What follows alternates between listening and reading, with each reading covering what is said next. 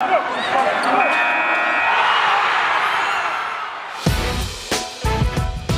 the Locked On Podcast Network, your team every day. You are Locked On Cowboys, your daily Dallas Cowboys podcast. Part of the Locked On Podcast Network, your team every day. Locked On Cowboys.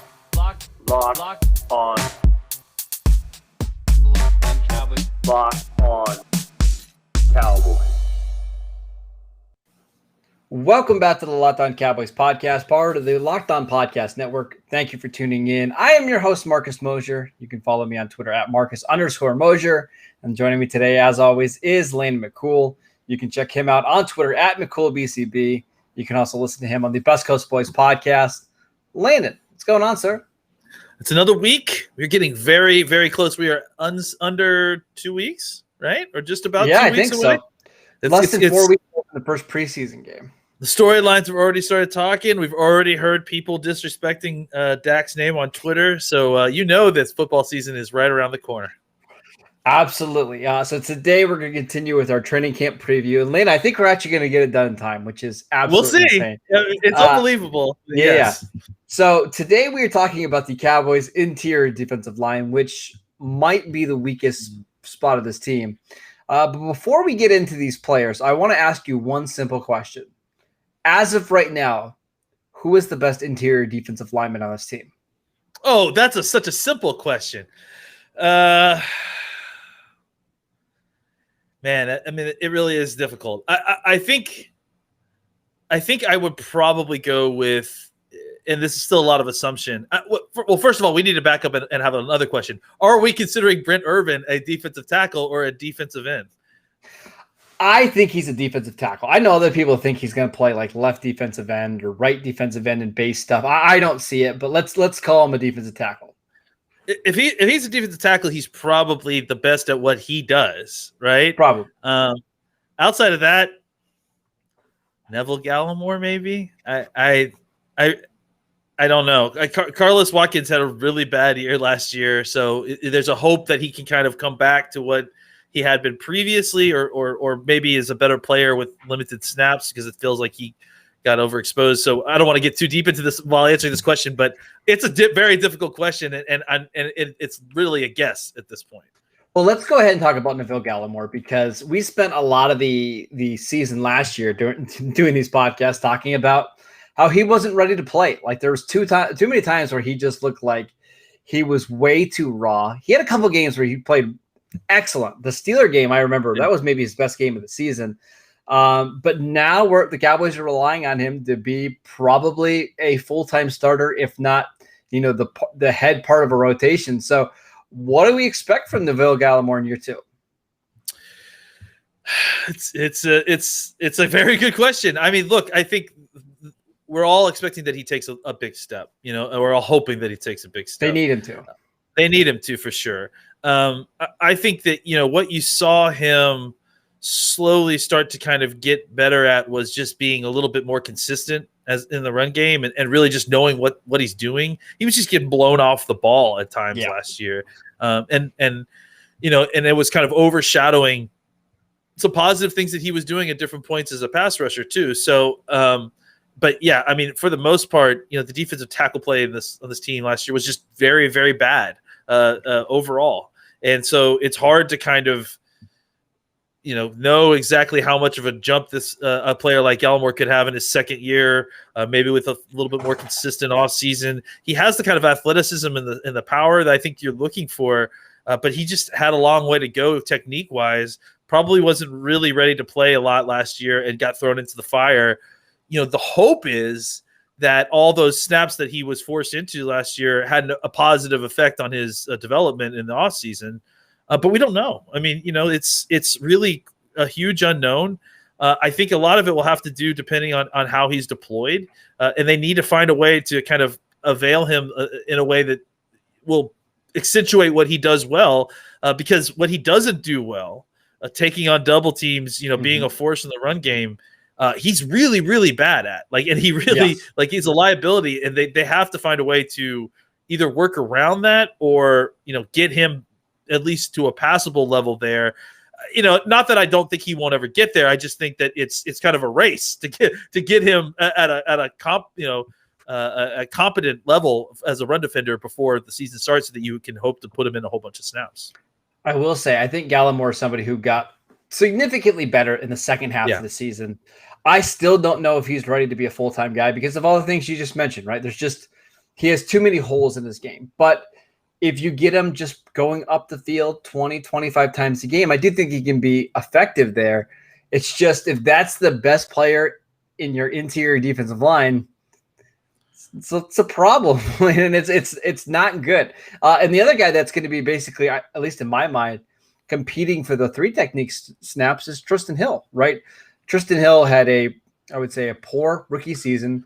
I think we saw flashes in 2020, but now he's coming off a torn ACL. It's, a change in the defensive scheme. What are we expecting from Tristan Hill in year 3? Yeah, I mean, that's the thing, is that everyone kind of seemingly leading up to this is writing off Tristan Hill, and I understand it. Like, he's now 2 defensive coordinators away from the defensive coordinator that drafted him, and it certainly didn't show a ton, like you said, his rookie year or enough last year to kind of really get anybody excited. Having said all of that, though, I mean, he put up pretty similar production to Neville Gallimore on significantly less snaps. So I think there was something there, but I also think that he's a guy who struggled in the run game heavily. He's not a run guy at all. Yeah, and so I think that it was just kind of compounding, and then obviously it certainly made the linebackers look worse last year as well. I really, Tristan Hill is, as much as an unknown Neville Gallimore is, Tristan Hill might be even more. I don't know. He needed to get a lot better this season, this offseason. I think he kind of showed that he could get better like that last year, and that was something. At least it didn't feel like, okay, maybe this guy is on his way at least. But the ACL injury obviously is a setback, and the question is, like, how much can you improve while trying to recover from an injury like that? So, I think that those are good questions to ask, and it'll be interesting to see exactly how it plays out. And without kind of any update on how his recovery is going, it's a huge unknown, and that's why this position is such a difficult one to parse. Is that, I mean, there's some bad there for sure, but there's also just a whole lot of just unknown quantity. Yeah, so a couple things on Tristan Hill. Number one, he got hurt in the Giants game just a couple quarters before Dak got hurt. It kind of got swept under the rug because obviously Dak was the bigger storyline in that game, but he's still only 23 years old. He's a full year younger than Neville Gallimore. So I think there's still a lot of potential there. It's just he's not played all that much because even during his rookie season, he wasn't on the field all that much. There were games where he was inactive. I'm looking at it now. He's got 330 career snaps. We're going into year 3. We really have no idea what he is. So between those two, there's some big question marks there. And I think once we get to training camp, we'll probably find out, where both of these guys are at. And frankly, the Cowboys need one of these two to step up if they want their defense to be competent. Correct? Yeah, and that's kind of, they're relying on numbers. They're relying on that one of these guys hits and gives you something. And I mean, even though they have numbers, I don't know that they can necessarily rely on that. I mean, if 2 of these guys hit and take a big step forward, I think they're in an okay spot. Yes. But even if just one of them hits, it feels like you're gonna need more help here at the position, whether that be a heavy rotation of defensive ends moving inside on pass rushing downs, or a vet free agent that's available on the street. All right, so let's take a quick break so I can tell you guys about Built Bar, the absolutely best tasting protein bar out in the market. It's hard to even explain it. Real chocolate with amazing flavors. It's just a great combination of low calories, high protein, and low sugar with no crazy additives. Best of all, they taste fantastic. Go to BuiltBar.com and use promo code LOCKEDON and you'll get $10 off your next box at BuiltBar.com. All right, Landon, we talked about the 3 techniques. Let's talk about the 1 techniques. And this is a really fascinating position as well. You brought up Brent Urban. again, I expect him to play most of his snaps on the inside. What about you? Where do you think he's going to play? I mean, I think he's going to play all up and down the line. I definitely would not at all be expected if he play. Would be surprised if he played defensive end, or at least some defensive end as like some a defense. I mean, okay, I can see it in certain situations, but like primarily, like when we look at where he takes most of the snaps at the end of the season, my guess is they're going to be inside, right?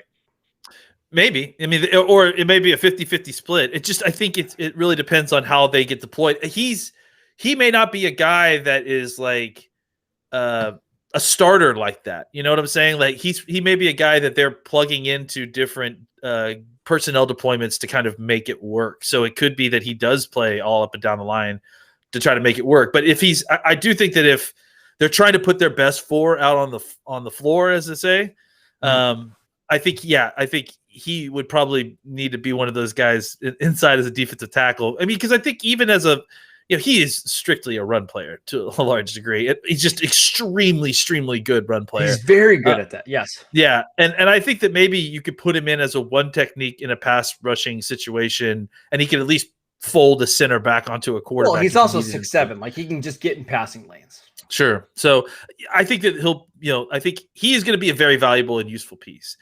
Moving up and down the line, I think he definitely can, like we said, play some defensive tackle, play some one technique, just dominate on the interior, physically leveraging guys that are smaller than him. And then, on the outside being a kind of a two-gapping elephant defensive end or whatever they used to call that. So he's going to move all up and down the line and play kind of different spots, but mostly as a run defender because that's what he does best.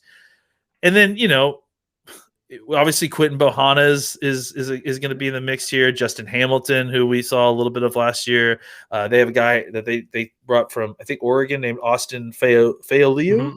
Yep. All these guys are kind of big-bodied, hard to move types.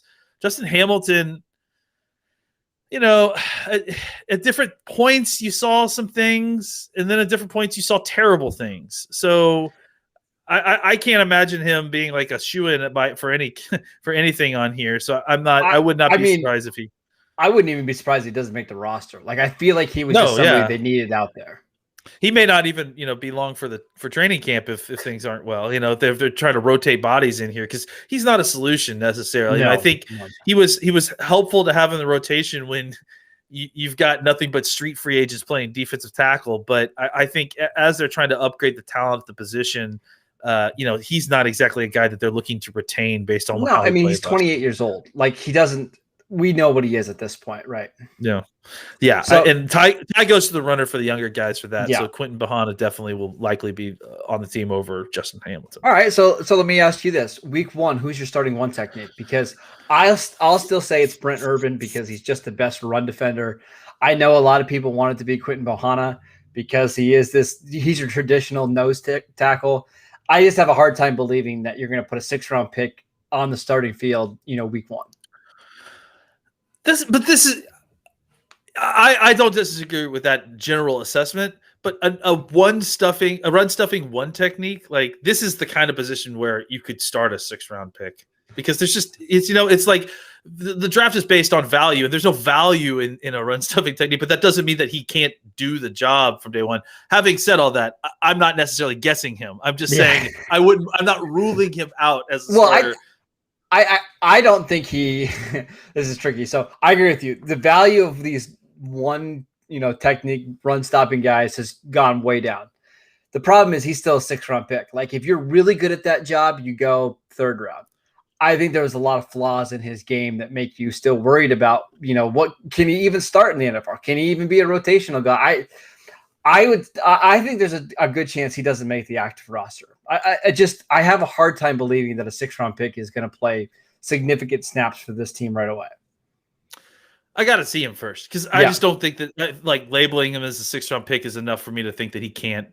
Okay, he can't. Just because this is at this position specifically, they're already pushed down. So you're not wrong that the good ones get drafted in the 3rd round and that those are the ones that obviously are going to make a much of hay. But at the same time, you've just listed the defensive tackles on this team the same as I have. So bad. Is there anybody that's absolutely going to necessarily beat Quinton Bohanna out at that position? I don't necessarily know that. So I mean, wouldn't be surprised if he's the starter. But if we're talking about the one technique spot, there's somebody I'd rather have do it. If it's not going to be Brent Urban, and we're going to talk about him in just a second, but like I know he's 283 pounds.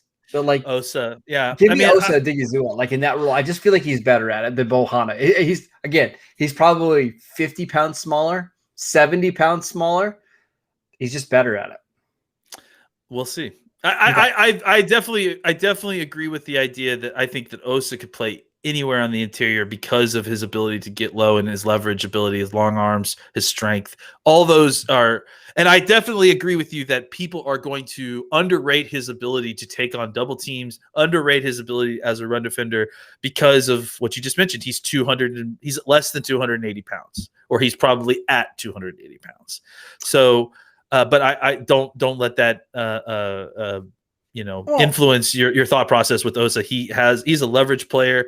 He's got power, and I think he can, forklift centers into quarterbacks if he needs to. So let me ask you this: where do you think Osa's best spot is? Because I don't necessarily think it's as a 3 technique, because I'm not sure he's bursty enough to get upfield. Now he does have really long arms, and that helps. I do think as a 1 technique, I think that's where he has the most value. But where do you see him thriving at in the NFL? I mean, I think he's a 3 technique. Okay. I do think that what you're saying is not wrong, though. I think he could easily slide inside and be a pass rushing 1 technique if you need as well. I think he could do the job of a 1 technique for sure. Like, on a bunch of snaps. I would not want him to be the starter at 1 technique, just because I think his body will take wear and tear, even at 280, even with that leverage, especially at 280 pounds. Can he do the job? Absolutely. Can he do the job for multiple snaps in a game? Absolutely. Would I want him full-time as a 1 technique? Maybe not. And I do think that he can be bursty enough as a 3 technique. I just don't know that that's what he's been focusing on as a player through his time at UCLA. They kind of moved him around as needed. And he played a bunch of different techniques. So I think if he gets a focus on kind of getting on outside shoulder of that guard and getting upfield, that you can put him in there right away on first downs, and he can play the run at 3 technique. I have zero doubts about that. The question now becomes, does he give you enough as a pass rusher to be a full-time 3 technique? And that's kind of what we're going to find out in training camp. Yeah, it really feels like the Cowboys are just kind of throwing all these guys into a competition. Let's get to training camp. Let's see who's taking the biggest step this offseason. We'll go from there, because I have no idea what the starting lineup is going to look like in week 1. And my guess is they don't have a clue either. They just want to see these guys in camp. They want to see them in preseason, and then they'll decide. Let's take a quick break so I can tell you guys about rockauto.com. It's a family business serving auto parts to customers online for over 20 years. They have everything from engine control modules and brake parts, motor oil, and even new carpet. Whether it's for your classic or your daily driver, get everything you need in a few easy clicks delivered directly to your door. The rockauto.com catalog is unique and remarkably easy to navigate. Quickly see all the parts available for your vehicle and choose the brand, specifications, and prices that you prefer. Go to rockauto.com right now and see all the parts available for your car or truck. Right, Locked On in the How Did You Hear About Us box, so they know that we sent you. Amazing selection, reliably low prices, all the parts your car will ever need. Visit rockauto.com today. All right, Landon, we're going to play a couple games before we head out. First and foremost, this is called Snap Count. I'm going to ask you 2 players. You tell me who has the higher snap count at the end of the year. Okay. Neville Gallimore or Osa Odighizuwa? That's a good one.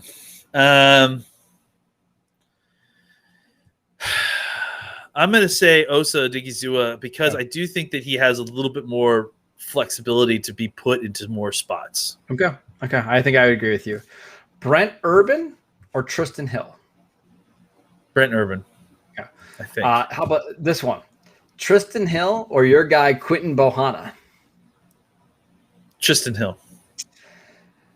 Yeah, I think I agree. I think there's also a chance that Tristan Hill is just not on this team, like for whatever reason. That's the problem with all of this, is that the spectrum of which these guys can fall could be anywhere between breakout season to not playing football in several weeks. So without any kind of input, it's really difficult. All right, next game. I'm going to give you a situation in the game. You tell me the 2 defensive tackles you want on the field. Okay. Are you ready? Okay. Yeah. Okay. Goal line. It's 4th down and goal from the 1-yard line. What defensive tackles do you want on the field? Brent Urban and Quentin Bohanna. Okay. It's 3rd and 11, and the Cowboys defense has to get on the field. Which 2 defensive tackles do you want rushing the passer? Neville Gallimore and a defensive end. Chauncey Golston? Yeah. Okay. DeMarcus Lawrence, maybe. Okay. A neutral situation, 2nd and 5. Let's say 4 minutes left in the game. Which guys do you want on the field? Osa and probably Neville Gallimore.